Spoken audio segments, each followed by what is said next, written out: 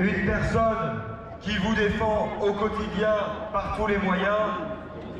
Il n'aime pas qu'on prononce son nom, vous commencez à connaître la musique.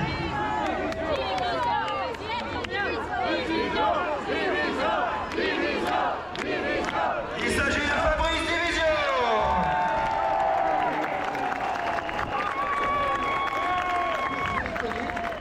Je vous ai connu plus énergique avec mon nom quand même.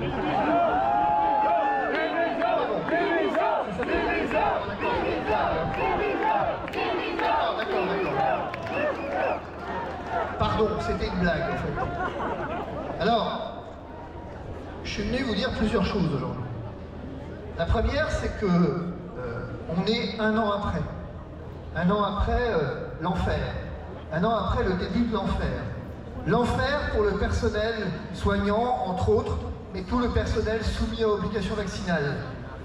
Un an après la découverte, peut-être pour certains, que sous le règne de Vulcain, eh bien, les hommes étaient des variables d'ajustement qu'on pouvait jeter à la rue après les avoir applaudis. On pouvait, s'ils n'obéissaient pas, les faire disparaître socialement, les faire disparaître jusqu'à ce qu'ils obéissent. Et finalement, je voudrais qu'on rende un hommage appuyé à tous ceux qui, ici, de long en long, sont venus de samedi en samedi, et tous ceux qui n'étaient pas là, mais qui néanmoins ont résisté, ont tenu bon, se sont fait insulter, parfois ont tout perdu, mais néanmoins ont accepté de prononcer avec fierté le mot liberté. Liberté! Et alors, il y a une erreur à ne pas faire. Ne tombez pas dans le panneau, mais vous ne tomberez pas dans le panneau. C'est de croire qu'au fond, une actualité en chasse une autre, un peu à la façon des médias, et que ce dont on ne parle plus dans les médias n'existe plus, et en particulier le Covid. Vous voyez que la 8e vague arrive avec un ton prémonitoire, on nous l'avait déjà annoncé en septembre. Notre ministre de la Santé, qui est meilleur en voyant qu'en ministre manifestement, qui est capable de prévoir les vagues, mais pas le personnel aux urgences, eh bien, a été capable de prédire la 8e vague en septembre. Il est doué, parce que voilà que les médias unanimement reprennent ce début de la 8e vague en septembre. Alors, tout ça pour dire quoi? Pour dire que, en fait, ne vous trompez pas, on continue de refuser des greffes à des personnes non vaccinées. On continue, encore aujourd'hui, de refuser des visites à l'hôpital, tout simplement parce qu'il y a le Covid, des malades restent isolés dans leur chambre, en toute illégalité. Ce n'est pas rien. Ça dit quelque chose de notre société, et le Covid n'est pas derrière nous. Il a été le prémisse de quelque chose. Et croyez-moi, ça n'est pas terminé.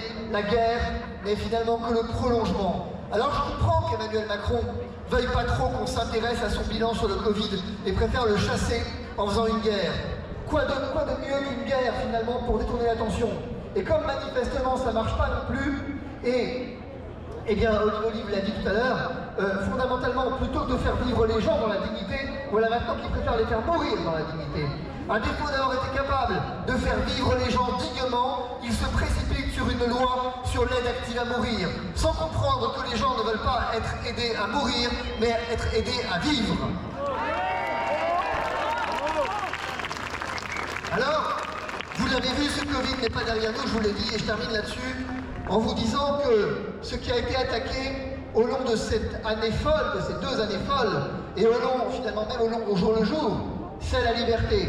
Et au titre de cette liberté figure, évidemment, la liberté d'expression. Et vous savez qu'on en paye le prix fort. Vous savez que Didier Raoult en paye le prix fort. Vous savez que Christian Péronne en paye le prix fort. Et vous savez, j'oserais dire que j'en paye un prix plus modeste, mais je le paye quand même, puisque voilà que mon ordre à moi, des avocats, me convoque le 27 septembre, à la manière de Christian Péronne et de Didier Raoult, pour répondre. Alors, pour répondre de ma liberté d'expression.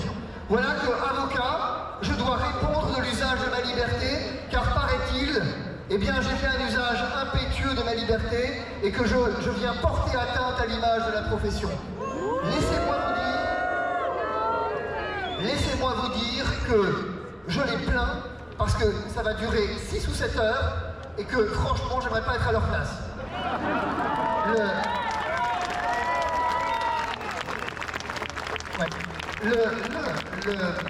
Le truc c'est que c'est important, je vous l'ai déjà dit en vidéo, mais je vous l'ai déjà dit ici aussi, que vous veniez à cette audience. C'est important de venir. Pourquoi c'est important de venir? Pas pour me soutenir, mais pour les soutenir. Parce que je vous garantis que, parce que soyons bien clairs, hein, là au moins il ne se cache pas. C'est un procès politique, au sens où le président de mon conseil de discipline est un fervent soutien d'Emmanuel Macron. Comme ça c'est réglé. Au moins comme ça c'est réglé. Et donc, il va être important que vous veniez voir ceux dont le métier est de vous défendre, la façon dont ils traitent ceux qui vous ont défendu.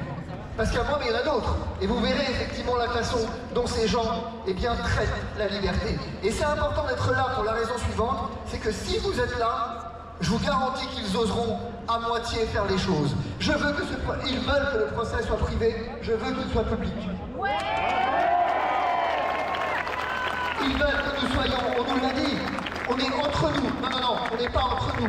Le entre nous, ça n'existe pas. Le entre nous, il est ici. Le nous, c'est nous, ici. C'est pas eux. Eux, ils n'ont rien fait pendant un an. Donc voilà. Et donc, laissez-moi enfin vous redire une dernière chose. Alors pour l'adresse, c'est facile. C'est à la maison de l'avocat. Donc c'est derrière le palais de justice, le 27 à 9h. Je vous préviens, ça va durer la journée. Ils veulent que ça dure 1 heure. Je veux que ça en dure 10. Et que ils veulent faire le procès du Covid, on va faire le procès du Covid. Je vous le garantis. Et franchement, je ne vais pas être à leur place. Et donc derrière le palais de justice, l'avocat. Et ensuite, à la fin de l'audience, on se retrouvera ensemble dans une salle pas très loin pour justement faire un point sur cette liberté. Et dernier point, laissez-moi vous redire que être en faveur de la paix, ne pas vouloir la guerre pour nos enfants, ne pas vouloir se laisser embarquer dans les délires d'Emmanuel Macron et de Van der Leyen, c'est pas une faute, c'est une preuve de sagesse.